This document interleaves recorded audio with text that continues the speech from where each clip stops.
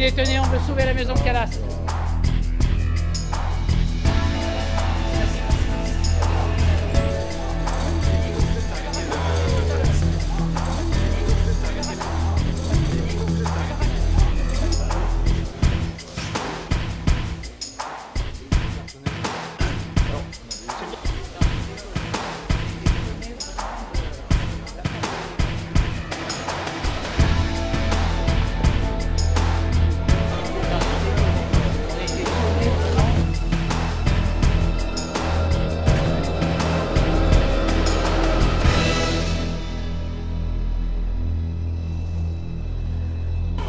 Beaucoup de gens ignorent, ou connaissent très mal, ou méconnaissent l'affaire Calas.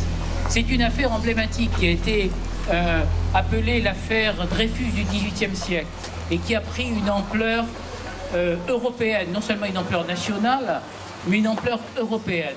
Et tout est parti du lieu qui est derrière moi. Donc, nous avons tout de suite à la base là un problème d'intolérance religieuse. Et une intolérance religieuse qui va nourrir justement le drame qui se déroulait ici. Donc, au soir du 13 octobre 1761, il découvre Marc-Antoine, il découvre le cadavre de Marc-Antoine. Alors c'est là où les choses sont un petit peu complexes, parce que dans un premier temps, la famille va raconter que Marc-Antoine a été victime d'un rôdeur de passage, pour ensuite avouer qu'en fait, il s'est suicidé, qu'il n'en voulait pas en vivre. C'est un crime et que vraisemblablement, un des membres de la famille, si possible Jean Calas, est le coupable. Très vite, le fanatisme protestant est accusé. Jean Calas et toute la famille, y compris Gobert Lavesse, sont arrêtés. Ils sont transportés au Capitole. Il va y avoir jugement. Et dans ce jugement, on n'y a aucune preuve de la culpabilité de Jean Calas.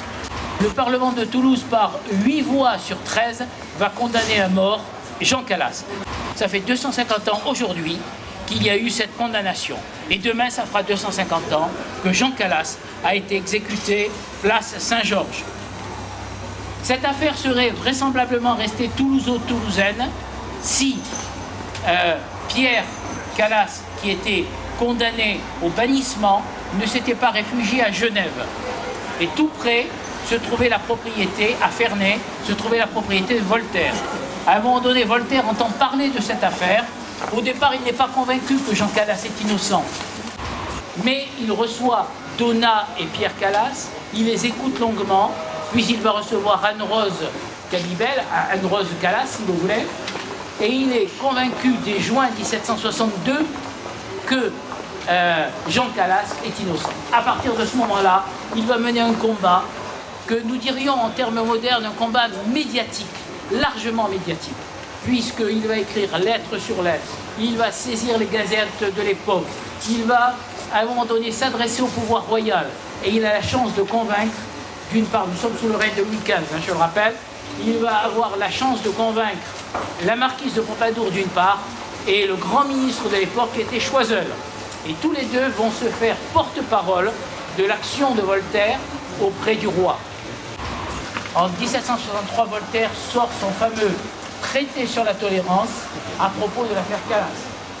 Si nous bénéficions de la liberté d'expression, de certains espaces qui découlent philosophiquement de la philosophie des Lumières, c'est grâce à Voltaire en particulier et à ce traité sur la tolérance. Voltaire obtient la réhabilitation de Jean Calas en 1765. Mais il faut savoir qu'entre 1762 et 1765, il a européanisé l'affaire, puisque Catherine II de Russie, Frédéric II de Prusse vont intervenir aussi. Et il faut savoir que la bibliothèque des œuvres de Voltaire, des œuvres originales de Voltaire, est aujourd'hui, non pas en France, mais à Saint-Pétersbourg. Il y a un musée Voltaire à Saint-Pétersbourg. Voilà, donc cette histoire est emblématique des luttes que nous devons mener au quotidien pour la défense de la tolérance, contre les intégrismes de toutes sortes, qu'ils soient religieux ou autres, contre toutes les formes de fanatisme et pour la liberté de penser. Merci à tous.